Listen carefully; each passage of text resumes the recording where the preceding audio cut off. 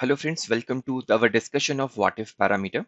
So straight away we should go what if parameter does, how it is helpful. Okay. So suppose my client or my boss ask me to create a measure to calculate last 2 days sales. Okay. He want to see last 2 days sales.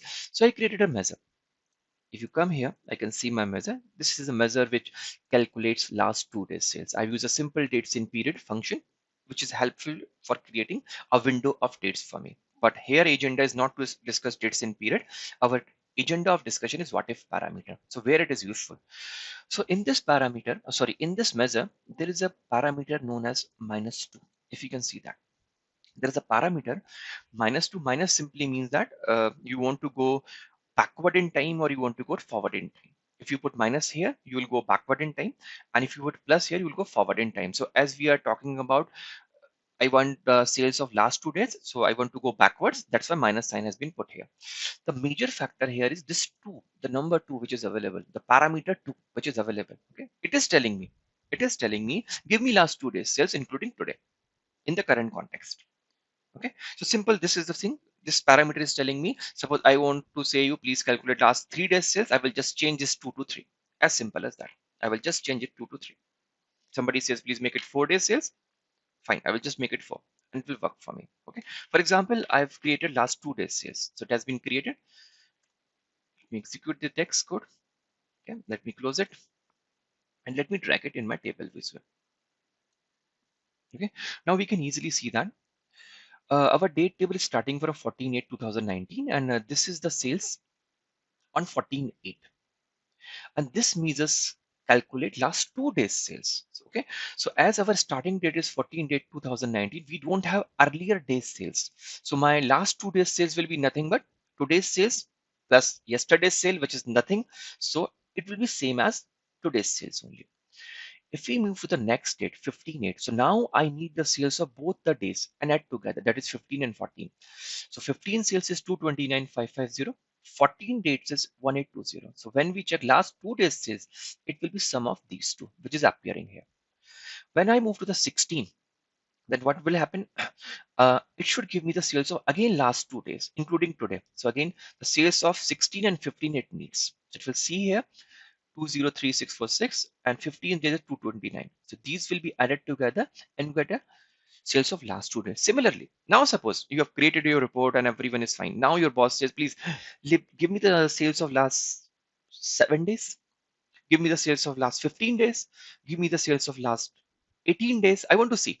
I want to see how my product is performing or everything, anything you want. So what you will do, you will go to your disk measure again. That is the measure and change this number. Sometime, whatever he's saying 365, make it, or he is asking 15 days, 20 days, whatever he's asking, you will change that number, you will get it. This is one way of doing that. But there is a smarter way. There is a smarter way of, instead of coming again and again to the measure and changing the data, there is one smarter way that we can do with the help of what if parameter. Just remember what we are going to do. To get the what if parameter or to get the parameter, we can go to the modeling tab and you can see now here there is a term known as new parameter. If you can see here, you can see an icon known as new parameter. Just click on that. And once I click on that parameter, you can name it the way you want. Doesn't matter. Whatever name you want to give it, give it. For example, in my case, I want that parameter to be day. So I'm putting my day. Okay. And we know day needs to be whole number only. You can select either whole number, decimal number, fixed number. But in my case, it needs to be a whole number. And minimum value of day, I want 1. And you can put maximum days as per your requirement. Suppose you are expecting that your boss may ask the sales of up to 1 year, that means 365 days, so you can put 365 days, no issue with that.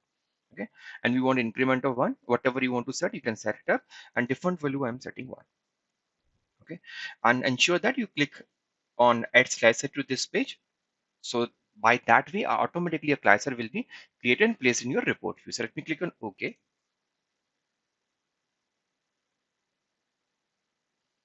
And if you can see that a slicer has been created for me, okay, known as day.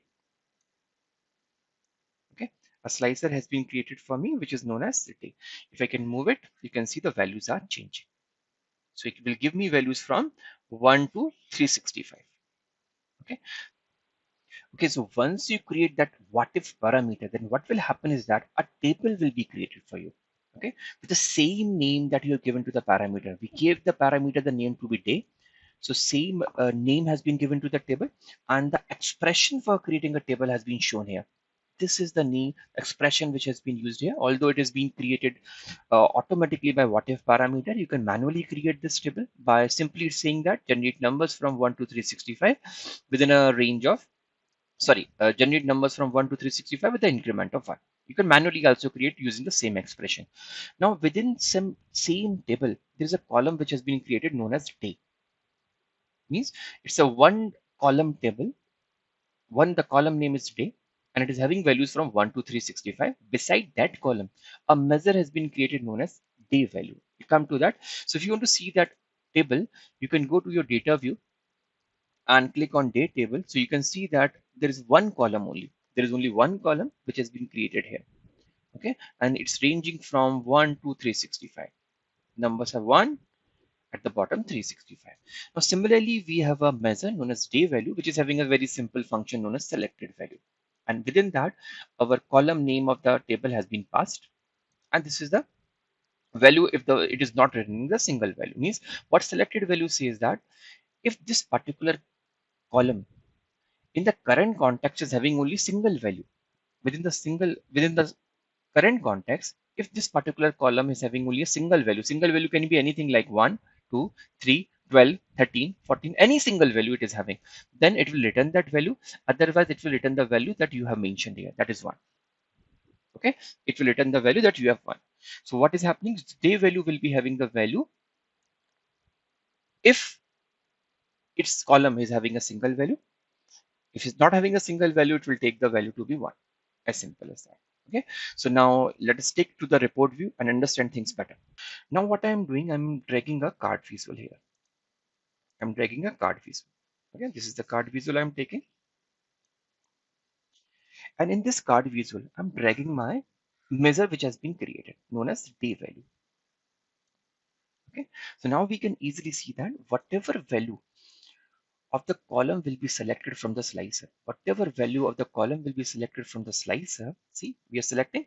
This is nothing but a parameter value. So whatever we will be selecting, same value will be appearing by that measure. Okay, so now we can come to our measure. Now we can come to our measure which we created for sales last 2 days. So let me come here, and here it is, sales depth. Okay, and see, this is the parameter which we need to change. So instead of manually putting 2, 3, 4, 5, 6, what we can do, we can pass on the measure that has been created by the what if parameter. We can pass on the measure which has been created with the what if parameter, and if we are correct, the name was day. So let me type day, and you will see that it is nothing but day value. This is one.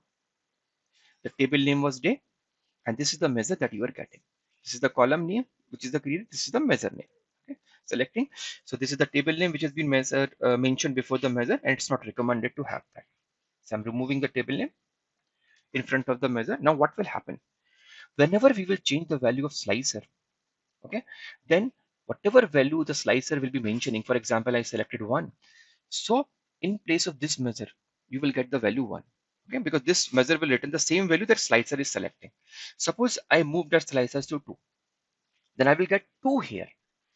I moved that slicer to 15, I'll get 15 here. Okay, so whatever I will select from the slicer, same number will appear here. Same number. I select 2, so I'll get 2 here. So I will get last 2 days sales. If I select from the slicer 5, then last 5 days sales. If I select from the slicer 15, last 15 days sales. Okay, this thing automatically it will happen. You don't have to change manually, come here every time in the your measure and change the value. Does it has been done? Just execute it. Perfectly executed.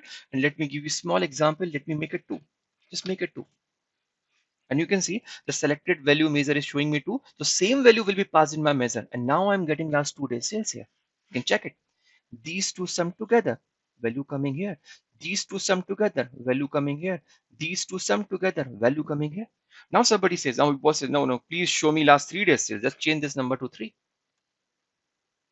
As you can see now, I will get last 3 days sales. These Earlier to 14, we don't have sales, only 14 I'm getting. 15, I'm having only one day, so these two will be summed together this day. 16, I will be adding last 3 days, 16, 15, and 14. Sum together. 17, we need 17, 16, 15. Same thing is coming. Now your boss says, okay, fine, let me show the sales of last 7 days. Okay, let me show the sales of last 7 days. Just change the number. Okay, he's saying show me the sales of last 15 days. Get the number. Show me the sales of last 3 days. Again, how easy it is. How easy. Now, how dynamic your measure has become. I'm getting last 3 days sales. Putting 2. Last 2 days sales.